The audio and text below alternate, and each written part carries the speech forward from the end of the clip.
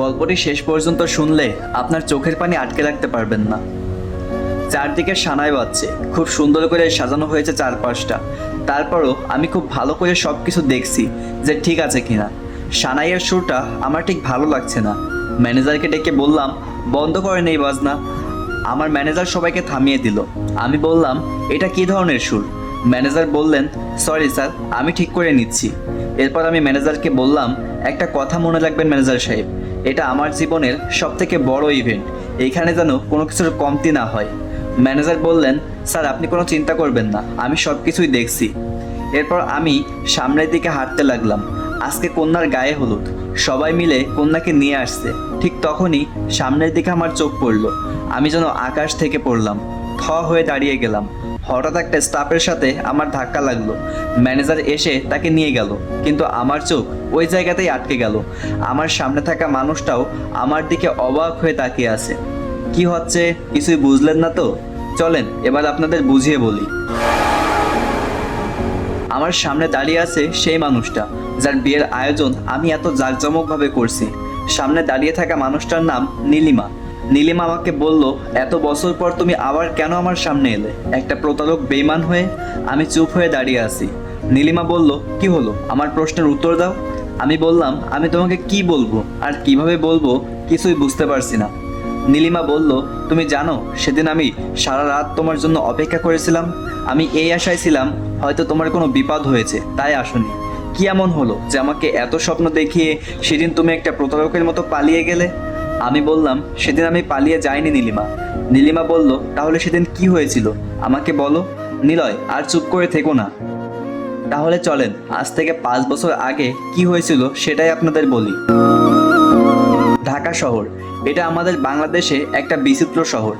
এখানে এক শ্রেণীর মানুষ আছে যারা জীবন কাটায় উচ্চ বিলাসিতায়, আবার এক শ্রেণীর মানুষ আছে যাদের জীবন কাটে দিনে একবেলা খাবার ভিক্ষা করে খেয়ে।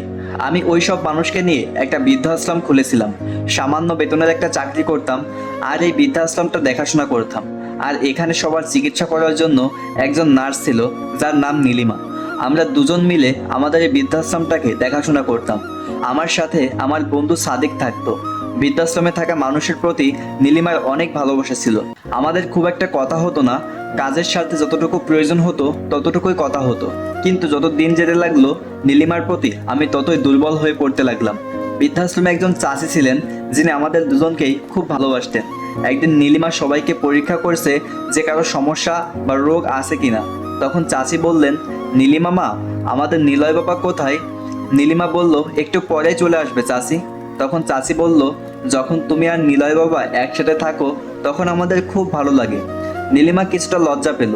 ওই দিন বাড়িতে গিয়ে নীলিমা চাচির কথাটা বারবার ভাবছে আর নিজে নিজেই লজ্জা পাচ্ছে। নীলিমা মনে মনে ভাবছে, নিলয়ের মতো একটা ছেলে হয় না, সত্যি ছেলেটা অনেক ভালো। এভাবে দিন কাটছিল। আর কিছুদিন পরে নীলিমার জন্মদিন। সবাইকে বললাম নীলিমার জন্মদিনে আমার অনেক আনন্দ করব। চাচি আমাকে বললেন, নিলয় বাবা, তুমি এবার নীলিমা মাকে আমাদের আপনজন করে নাও। চাচির কথাটা আমি ঠিক বুঝলাম না, তাই চাচিকে বললাম, চাচি আপনি আসলে কি বলতে চাচ্ছেন? চাচি বললেন, তুমি কি ভাবছো আমরা কিছুই বুঝি না? আমরা সব বুঝি। আমাদের নিলয় বাবা নীলিমা মাকে ভালোবাসে আর নীলিমা মাও নিলয় বাবাকে খুব ভালোবাসে। কথাটা শুনে আমার কেমন যেন লাগলো। এরপর আরো কিছুদিন গেল। নীলিমা মাকে অনেক অনেক ভালোবাসে, সেটা আমি বুঝতে পেরেছিলাম। তাই মনে মনে ভাবলাম, তাহলে নীলিমার জন্মদিনে ওকে আমি আপন করে নিব। ওদিকে নীলিমার বাবা নীলিমার জন্য ছেলে দেখছে। নীলিমা সেটা জানতে পেরে তার বাবাকে বলল, বাবা, আমি একজনকে ভালোবাসি আর আমি তাকেই বিয়ে করতে চাই। নীলিমার বাবা খুবই ভালো মানুষ। তিনি বললেন, তুই আমাকে আগে বলবি তো মা, তা ছেলেটাকে? নীলিমা বলল, বাবা, ছেলেটার নাম নিলয়। আমি যে বৃদ্ধাশ্রমটা দেখাশোনা করি সেও সেখানে থাকে। নীলিমার বাবা বললেন, তাহলে আমার সাথে দেখা করিয়ে দে। নীলিমা বলল, হ্যাঁ বাবা, দিব, খুব তাড়াতাড়ি দিব। এদিকে নীলিমার জন্মদিনের আর মাত্র 2 দিন বাকি আছে।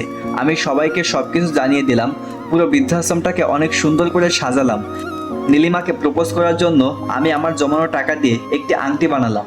অপেক্ষার দিন শেষ হলো। আজ নীলিমার জন্মদিন। বৃদ্ধাশ্রমটা অনেক সুন্দর করে সাজানো হয়েছে। সেখানে থাকা প্রত্যেকটা মানুষ আজ অনেক খুশি। নীলিমাকে আমি আগেই আসতে বলেছিলাম সেখানে। সবাই নীলিমার জন্য অপেক্ষা করছে। সন্ধ্যার পরে নীলিমা সেখানে আসলো। নীলিমাকে দেখে সবাই অনেক খুশি। সবাই নীলিমাকে জন্মদিনের শুভেচ্ছা জানালো।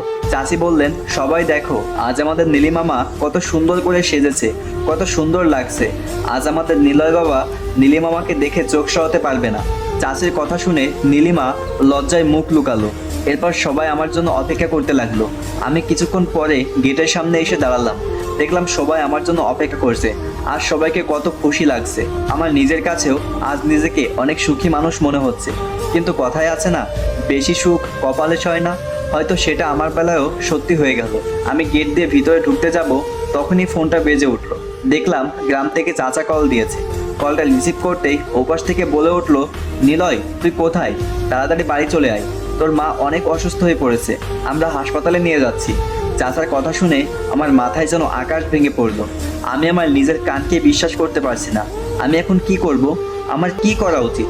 সামনের দিকে তাকিয়ে দেখলাম সবাই কত খুশি। আমার অপেক্ষায় আছে সবাই।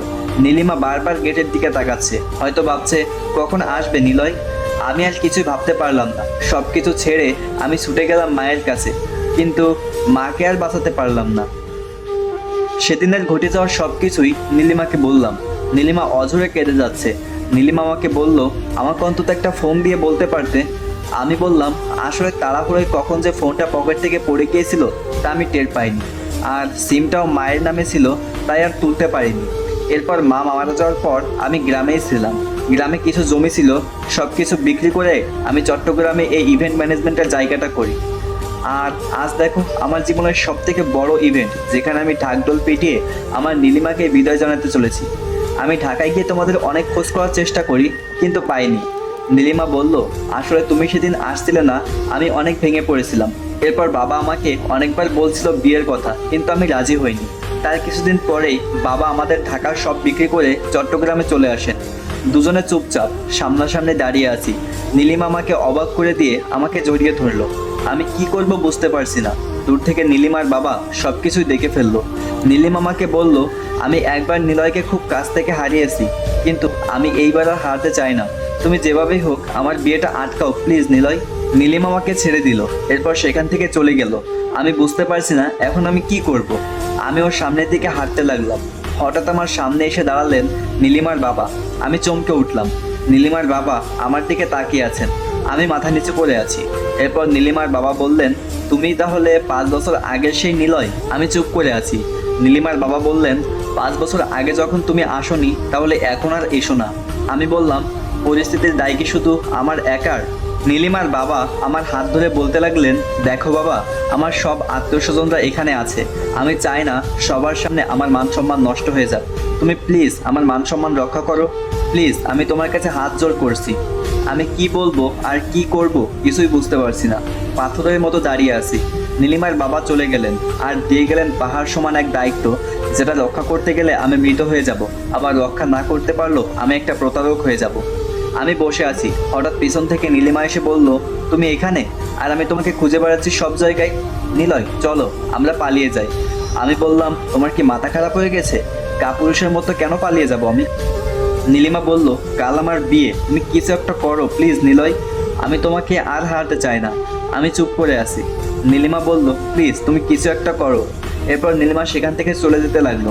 আমি বললাম, নীলিমা দেখো, আমিও তোমাকে ছাড়া বাঁচতে পারবো না। নীলিমা বলল, তাহলে চলো আমরা পালিয়ে যাই। আমি বললাম, নীলিমা, আমার পায়ে একটা অদৃশ্য শিকলে বাঁধা, আমি চাইলেও এখন কিছুই করতে পারবো না। তুমি আমার হৃদয়ে আছো, হয়তো ভাগ্যে নেই। এ কথা বলে চোখের পানি মুছতে মুছতে সেখান থেকে চলে এলাম। আজ খুব কান্না করতে ইচ্ছা করছে। নীলিমাকে 5 বছর পরে পেয়েও আজ তাকে হারাতে হচ্ছে। আর কিছুক্ষণ পরে নীলিমা অন্য কারো হয়ে যাবে। চোখের পানি বাধা মানছে না। সন্ধ্যায় নীলিমাকে সাজানো হচ্ছে। বরের বাড়ির সবাই চলে এসেছে। আমি নীলিমার ঘরের সামনে গিয়ে দাঁড়ালাম। আমাকে দেখে নীলিমা সবাইকে একটু বাইরে যেতে বলল। আমি ঘরের ভিতরে গেলাম। নীলিমার চোখে পানি। আমি অনেক কষ্টে চোখের পানি আটকে রেখেছি। নীলিমাকে বললাম, তুমি এভাবে কান্না করছো কেন? আমার সাথে যেটা হয়েছে তুমি সেটাকে একটা দুঃস্বপ্ন ভেবে নিও। নীলিমা আমাকে বলল, তুমি পারবে? আমি কিভাবে তোমাকে ছেড়ে থাকবো? আমি নীলিমার চোখের পানি মুছে দিয়ে বললাম, কাল থেকে তোমার একটা নতুন জীবন শুরু হবে। পরিস্থিতি অনেক সময় খুব নিষ্ঠুর হয়ে যায়, তখন চাইলেও করার কিছুই থাকে না। বাইরে থেকে নীলিমার বাবা সব দেখছেন আর চোখের পানি ফেলছেন। হয়তো তিনি তার সম্মানের কথা ভেবে আজ নিশ্চুপ হয়ে আছেন। আমি নীলিমার হাতে একটা আংটি দিলাম। নীলিমা বলল, পরিয়ে দিবে না? আমি বললাম, সেই অধিকার আমার নেই। একই হাত, একই আংটি, আজ শুধু দেওয়ার ধরনটা অন্যরকম। আমি আর নিজেকে সামলাতে পারছি না, চোখের পানি আর আটকে রাখতে পারছি না। নীলিমার কাছ থেকে চলে আসলাম। কিছুক্ষণ পরে সিঁড়ির দিকে আমার চোখ পড়লো। অপলক দৃষ্টিতে তাকিয়ে আছি আমি সিঁড়ির দিকে। নীলিমাকে আজ একটু বেশি সুন্দর লাগছে। শেষবারের মতো তাকে দু চোখ ভরে দেখে নিচ্ছি। আর কিছুক্ষণ পরে হয়তো নীলিমা অন্য কারো হয়ে যাবে। আমার বুকের ভেতর হাহাকার করে উঠছে। মনে হচ্ছে আমার বুকের ভেতর সবকিছু ওলট পালট হয়ে যাচ্ছে। নিজের চোখের সামনে নিজের ভালোবাসার মানুষের বিয়ে হয়ে যাচ্ছে, আর নীরবে নিভৃতে আমাকে তা দেখে যেতে হচ্ছে। নীলিমাকে নিয়ে বরের পাশে বসানো হলো। কাজী সাহেব শুরু করলেন বিয়ের কাজ। আমি আর নিজেকে ধরে রাখতে পারছি না। আমার দু চোখটা বন্ধ হয়ে যাচ্ছে।